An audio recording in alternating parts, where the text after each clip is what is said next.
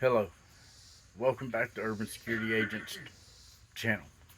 I'm Captain Heath Poland, and in this one, I'm going to be talking about church security. Now, before I get into it, like, subscribe, share. Also, want to make note that we offer consultation on church security, and we will do church security. So let's dive right on in. As you can tell today, I'm outside. We've got a good little breeze going. It's a beautiful day. This is my office today. So bear with me. So let's dive into it. First thing that I believe that you really need to have for any environment that you go into is one, situational awareness. Okay, that's a whole different video. I can cover that. I can or I have covered that in some time in the past. So I'll have to go look. If I haven't, I'll do a video on it. Situational awareness. That's the biggest thing. Okay, when you go out into public. Second thing, excuse me, gather your congregation together and discuss church security with them. Um, have them sit down, either you, the pastor, or whomever is in charge of this area of your church. Sit down and either gather the congregation together, have a conversation with them, and assign roles to whom you feel will complete that role in doing church security for you. Okay. Um, Before I get really off into this, I want to to make another note of this. When you're assigning roles, vet them. Okay. Screen them. Train them.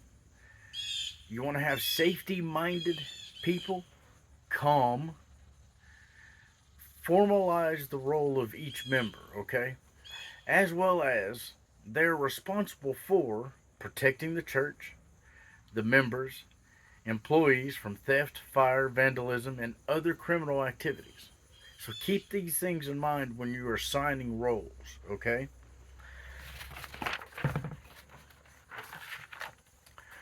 So, assigning roles. Who will contact 911? Who will talk to the authorities? Who will talk to the media? And then you need to have backup roles, you know, um, and backup people.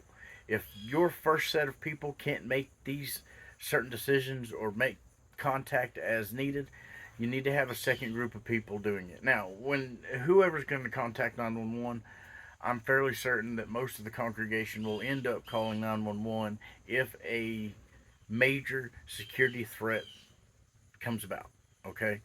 But you still need to have that one, two, or three people designated for calling 911. Okay, giving them a situation um,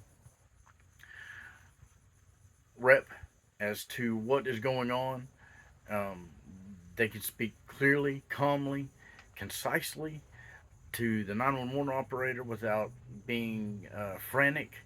So keep all those things in mind when you're signing roles and assigning people to do certain tasks within your church.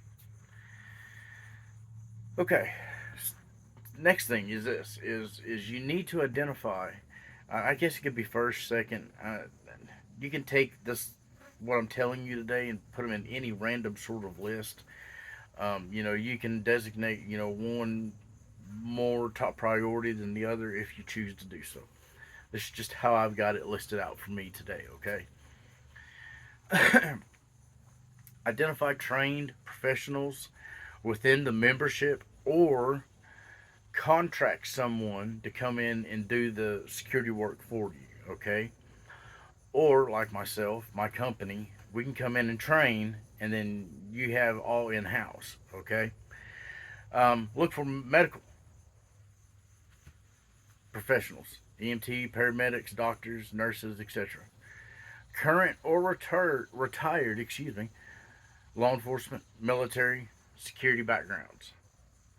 Have a couple different people or companies to come train. If you do that, it gives you an insight one may not have shown you before, and the other one will. So that's why I say this: have a couple people come in and train you, bring their insights, you know, what they think, um, their opinions. This way, you have a couple of versions to go on, and you can either blend them together and make your own, and continue on from there. You see what I'm saying? All right. So, next thing, invest in two-way radios. Everybody who's assigned roles needs to have that radio. Okay, any security officer or someone you deem as security needs to have that radio. The elements of spotty service while trying to go through your phone and make a call or whatever may impede you getting a faster response from medical personnel, emergency personnel, okay? So have radios. If your church has spotty service inside, make sure you post somebody outside in that security detail that has good cell service, okay? Or use a landline if your church has one of those, okay?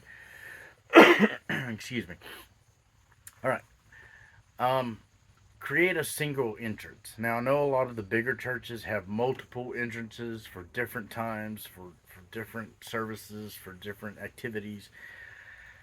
You still want to try to limit access into your church as much as you possibly can without creating mass hysteria.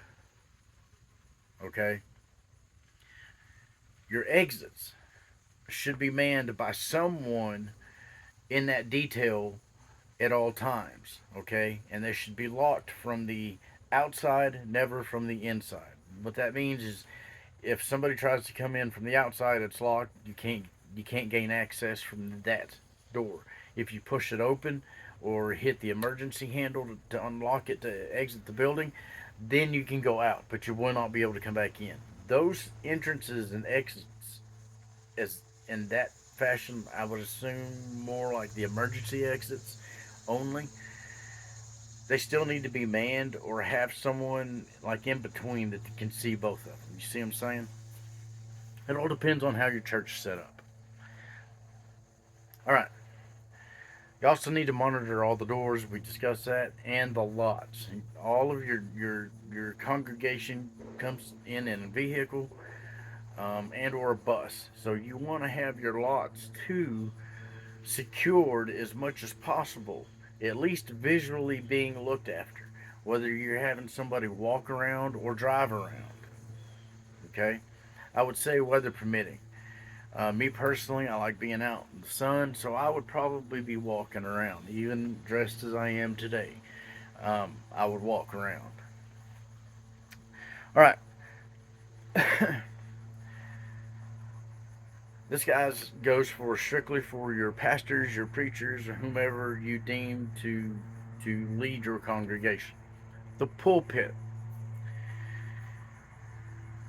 You want to move it or off center it from the center of your congregation. You want to move it to one way or another that still allows you to do your job as your preacher, your priest, whatever. But you want to move it to an exit that's close. Okay.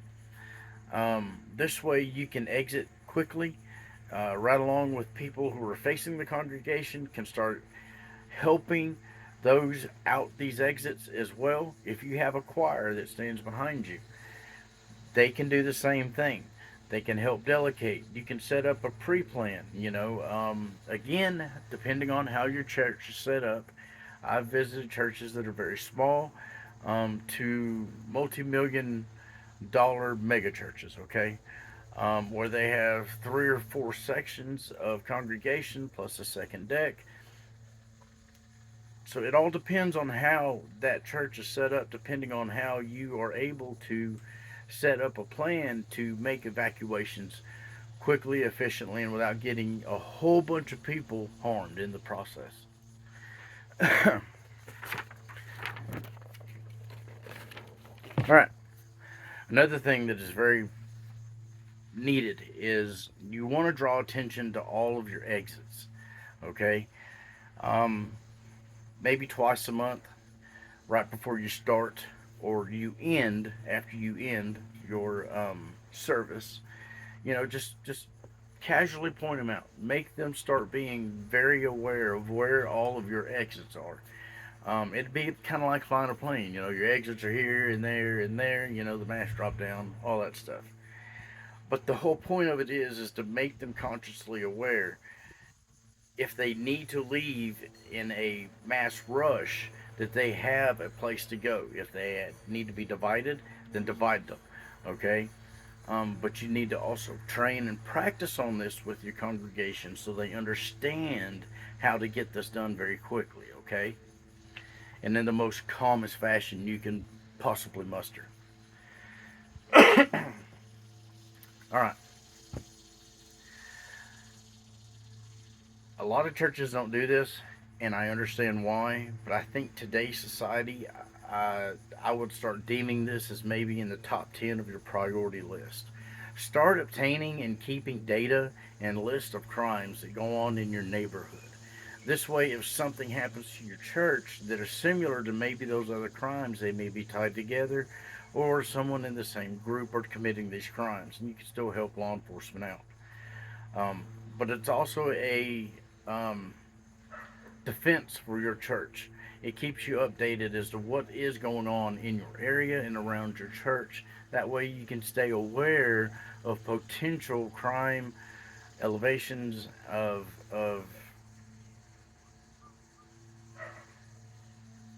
I don't know what to think.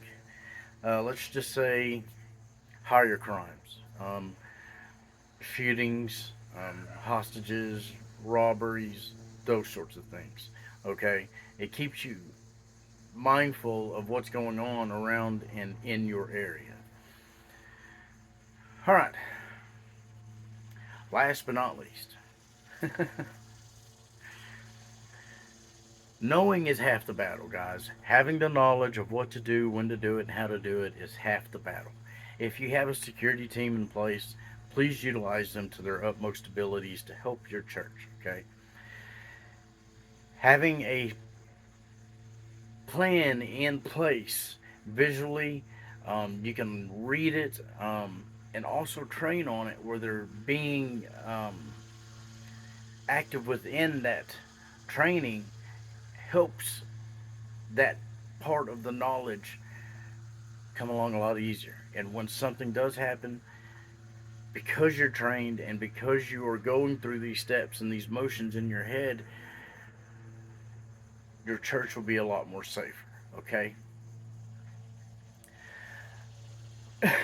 It'll also help you understand the potential risks and offer solutions to help you create a safer environment. That's for everybody in your church.